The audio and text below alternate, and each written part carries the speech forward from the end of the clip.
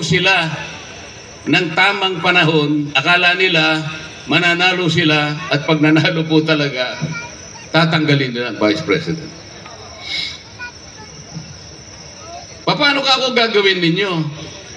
Inuusisa ninyo ang confidential funds ng Vice President. Tinanong ko yung COA, ilan po bang opisina ng ating pamahalaan ang merong confidential funds? Sabi po ng COA, 400 mahigit. O bakit 400 pala ang merong confidential funds at lahat naman ay naabisuhan ng COA na mag-submit ng ibang mga requirements to validate the utilization of the respective funds? Bakit naman ang opisina lang ng Vice President na tinarget nyo? O di magagalit ang mga tao, lalong-lalo na dito sa Mangaldan, napakatalino ng mga tao ito. Mahalata tayo na may personal tayo. Isa lang po ang tinarget nila, the office of the Vice President. Yung pong mahigit na 400 kinalimutan. Hindi po totoo yung ginagawa nila. Then tinanong ko po, bakit tayo ang nag-o-audit? Kailan ka ako naging karapatan? Kailan naging tungkulin ng House of Representatives tayo mag-audit ng paggasta ng pera ng bayan? Kailan? Basahin natin kahit sa ang batas, pakita nyo sa akin, sasama ako sa inyo.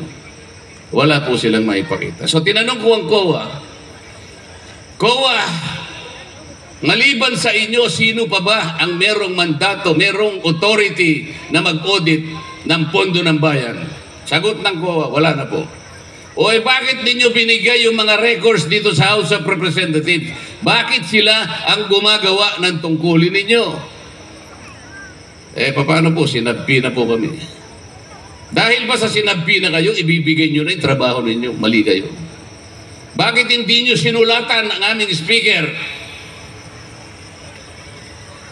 Anong pangalan ng speaker namin? Bakit hindi nyo sinulatan ng speaker? Sasabihin ninyo, Mr. Speaker, pasensya na po kayo. Hindi namin pwedeng ibigay ang mga papeles na nire-review namin. Baka magkamali kami, baka magkasala kami. Labag sa batas po ang gagawin ninyo. Dahil kami lamang po ang binigyan na saligang batas ng karapatan na mag-usik, mag-audit, mag-usisa, mag-imbestiga ng pondo. Hindi po kayo. Kahit makarating tayo sa Korte Suprema, ilalaban namin ito, Mr. Speaker. Dapat ganito ang ginawa nila. Hindi po ganito ginawa nila. Binigay nila yung mga papeles sa House of Representatives. Akala mo naman marunong mag-audit ang mga congressmen. Wala naman kaming alam sa audit Sabi ko po sa mga kasama ko, magsipag-resign kayong lahat. Pagkatapos, kung kayo'y qualified, mag-apply kayo sa COA at saka kayo mag-audit. Pero sa ngayon, dahil congressman kayo, hindi kayo pwedeng mag-audit. Yun po yung nangyari. Walang batayan, walang basihan sa batas. ICC. Ano po sinabi? I will not cooperate with the ICC in any shape, in any form. Yun ang sinabi nila. I will be steadfast in my resolve not to recognize the jurisdiction of the ICC. Ang gagaling magsalita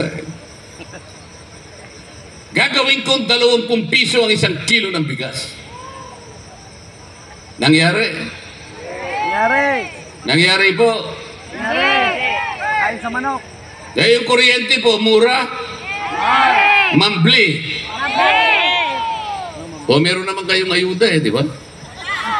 Meron kayong AKAP, meron kayong AX, meron kayong tupad, meron kayong MAIP, meron kayong 4-piece. Wala. Di ba? Kumpleto kayo sa ayuda? Wala. Wala po?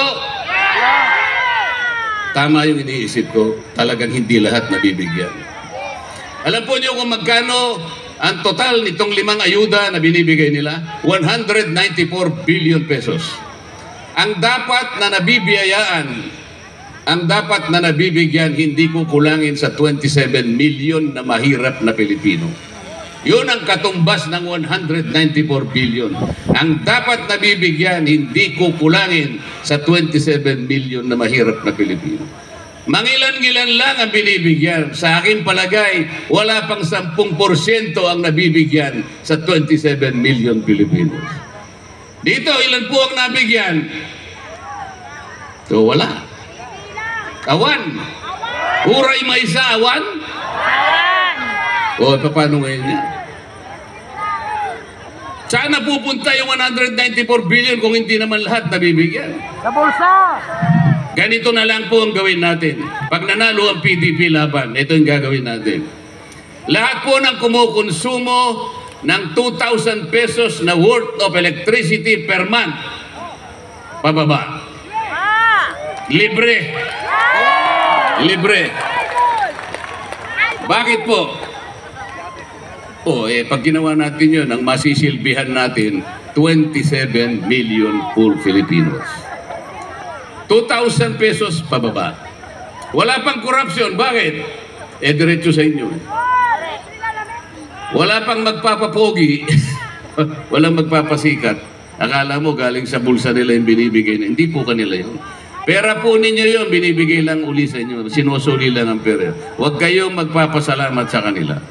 Kunin po ninyo, pandagdag din po yun sa inyong panggastos. Pero huwag kayong magpapasalamat. Ano po ang gagawin natin? Marami na po nagsalita kanina, sinasabi nilang kalagayan ng ating bansa. Talaga pang totoo. Totoo po talaga. Nagdudugo na po ang ating bansa habang nag-uusap tayo ngayon. Ang utang po natin ngayon nasa halos 16 na trilyong piso na. Bakit hindi po magkakaganyan? Lahat na lamang po ayuda. Ang ayuda po ay pantulong lang sa emergency. Hindi po sagot ito, hindi isang mabisang hakbang. Para sa ganun ay iahon kayo. Anong tawag doon? Para kayo'y alisin sa pagiging mahirap. Hindi po yun ang paraan. Ang paraan po, kailangan maibaba natin ang presyo ng elektrisidad sa ating bansa. Bakit ko po pinipilit na ibaba natin ang presyo ng kuryente? Yun po kasi ang nakasulat sa batas. Yung pangunahing layunin po ng batas na ginawa 24 na taon nang nakararaan. Take note, 24 years ago, ginawa na po yung batas ng EPIRA. Ang nakalagay po doon, idulot nyo ang serbisyo ng kuryente sa bawat mamamayang Pilipino sa murang halaga. Hindi mambli, mura. Yun ang nakasulat sa batas. Kaya bakit after 24 years, baligtad ang nangyari? Ang singil ng kuryente sa ating bansa ang pinakamataas sa buong Asia. So for 27 years, there is a continuing violation of the law. Wala pong nagbabantay. Wala po talaga. So sino pong pipiliin natin? Yung team na ang gusto hindi na makabalik dito, ang dating Pangulo. Yung buong gusto nyo? Hindi. Yung team na yun ang gusto nila tanggalin ang Vice President kapag nakakuha sila ng maraming boto. Yan po ba ang gusto nyo? Yung PDP laban, siya lamang ang lalaban doon sa mga maitim na balakin na yun. Naniniwala po kayo? Ang hina. Naniniwala po ba kayo na kayang gawin ng PDP laban? O kailangan po magkasundo tayo sa gabing ito. Walang budulan. Kailangan kontrata po. Kontrata. Hindi yung kontratang ginagawa nila, kung kukunwari sila, nagagawin nating 20 pesos ang dito toyo. Hindi namin tutulungan ng ICC dito toyo. Magtatayo kami ng 1 milyong housing units per year. Walang nangyari. Puro salita. Ang gusto ko po yung salitaan na tayo lang dito ngayong gabi. Parang salitaan ng sabungero. Meron pong hindi ko po pinopromote ang sabong, mga kababayan taga Mangaldan.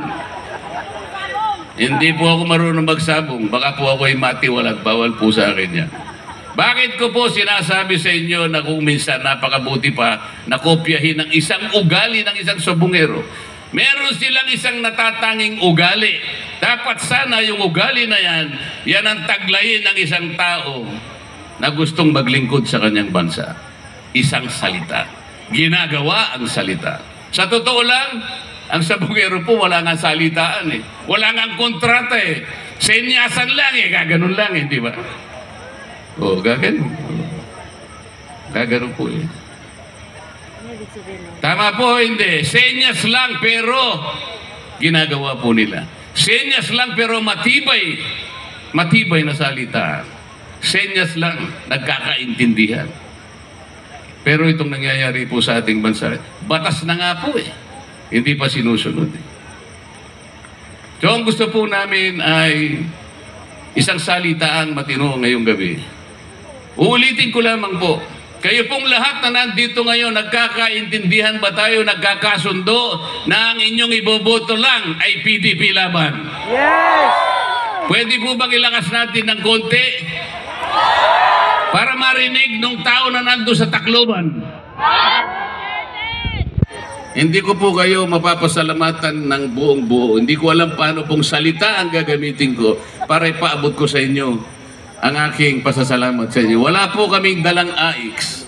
Wala po kaming dalang tupad. Wala kaming akap. Nakikiusap po ako sa inyong lahat. Uutangin ko na lamang po dahil wala akong pambayad ngayon. Babayaran ko na lamang po kaming lahat ng isang matapat na paglilingkod sa inyong lahat. Dahil inutang namin, lalagyan pa po namin ng interes na dagdag na paglilingkod. Payagan niyo po kaming bumalik dito sa Mangaldan, Pangasinan. Babalik po kaming lahat. Ngunit isang ganap na mga senador ng ating bansa. Maraming salamat po sa inyong lahat.